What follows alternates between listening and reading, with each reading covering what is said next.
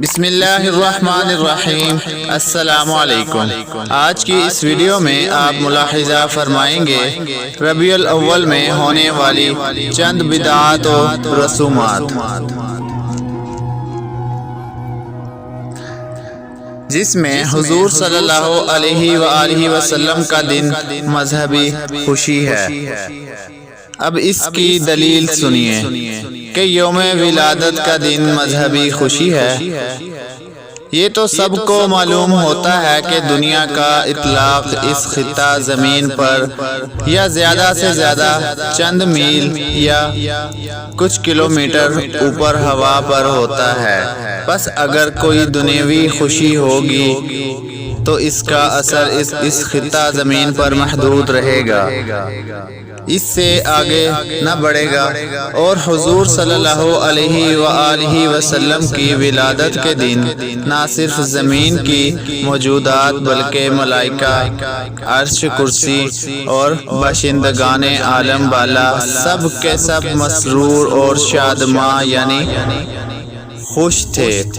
اس کی وجہ یہ تھی کہ حضور اقدس صلی اللہ علیہ وآلہ وسلم کی ولادت شریعہ کفر و ضلالت کو ختم کرنے والی اور توحید حق کی حامی تھی، جس کی بدولت عالم کا قیام ہے۔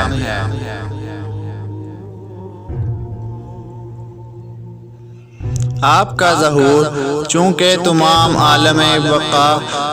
عالم کی بقا کا سبب بنا تھا، اس لیے تمام عالم میں یہ خوشی ہوئی۔ جب اس خوشی کا اثر دنیا میں آگے بڑھ گیا تو اس خوشی کو دینوی خوشی نہیں کہہ سکتے۔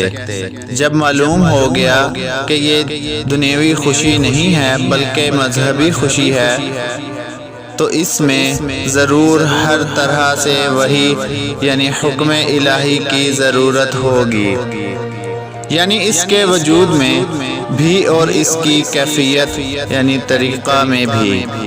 اب مجوزین یعنی عید میلاد النبی صلی اللہ علیہ وآلہ وسلم منانے والے ہم کو دکھلائیں کہ کس وحی سے یوم ولادت کے یوم عید یعنی آپ کی پیدائش کے دن کو عید منانے کا حکم معلوم ہوتا ہے، اور اس کی کیا صورتحال بتائی گئی ہے۔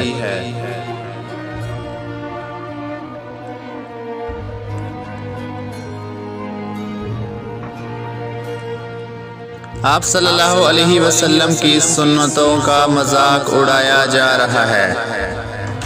انہی سیرت طیبہ کے نام پر منعقد ہونے والی محفلوں میں عین محفل کے دوران ہم ایسے کام کرتے ہیں جو سرکار دو عالم صلی اللہ علیہ وسلم ارشادات کے قطعی خلاف ہیں، اور سرکار دو عالم صلی اللہ علیہ وسلم کا نام لیا جا رہا ہے، پھر ان سنتوں کا، ان ہدایت کا مذاق اڑا رہے ہیں جو نبی کریم صلی اللہ علیہ وآلہ وسلم لے کر آئے تھے۔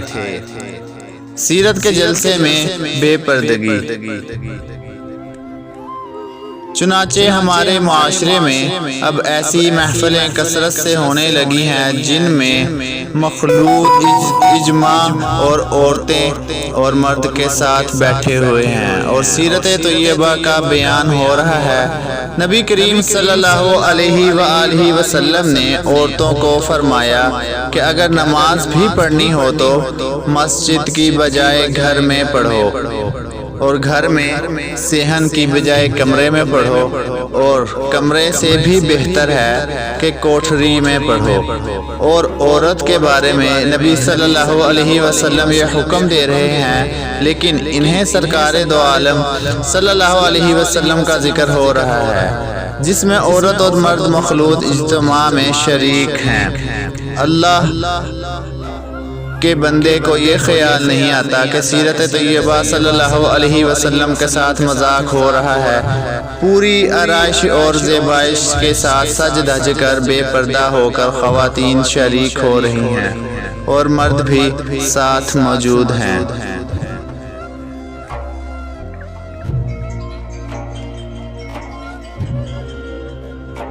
سیرت کے جلسے میں نماز قضا۔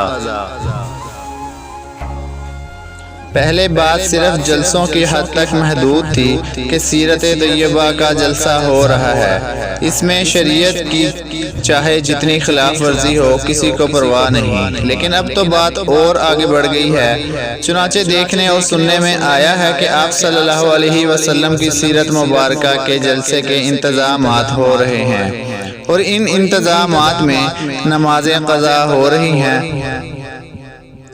کسی شخص کو نماز کا ہوش نہیں۔